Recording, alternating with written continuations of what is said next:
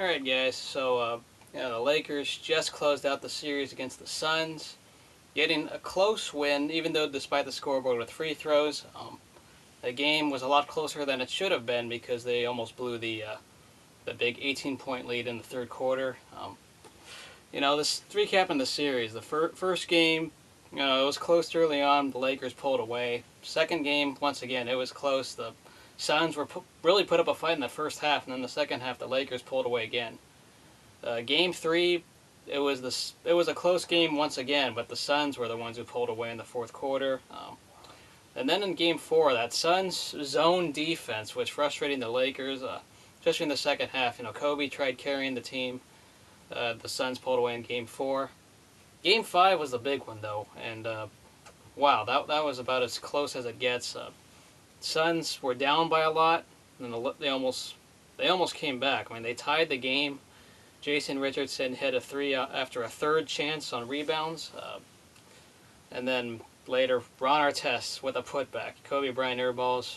Jason Richardson did not box out Ron Artest.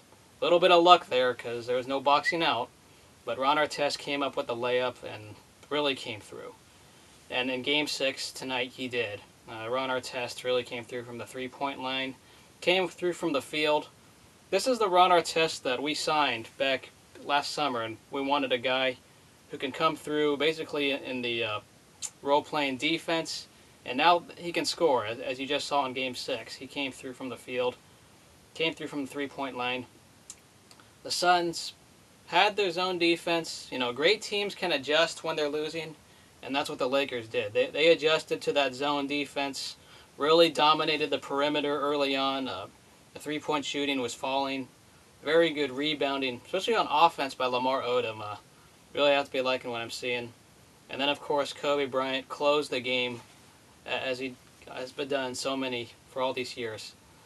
Really good win by the Lakers, despite the Suns really fighting back. Props to the Suns. You guys had a good season.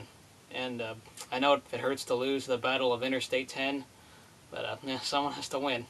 For those of you who don't know, that's like a 6-hour drive or a 5.5-hour drive to go on Interstate 10 between LA and Phoenix.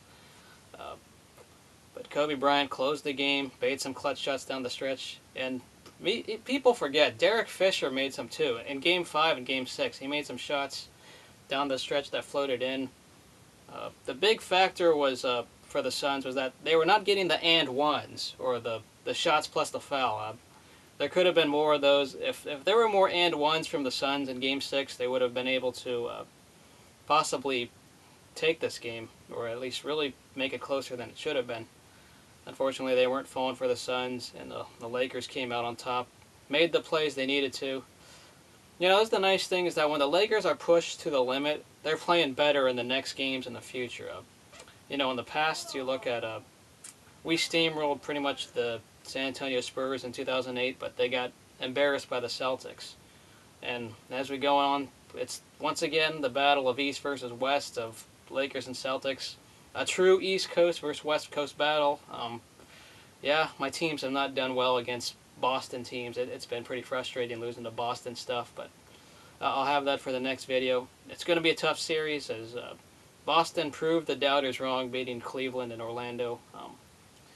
But we'll just got to move on.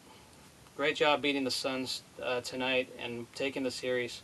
They closed it out in Phoenix rather than trying to wait to celebrate in front of the Staples Center crowd, so great job there. We will see you all later. Let's go Lakers.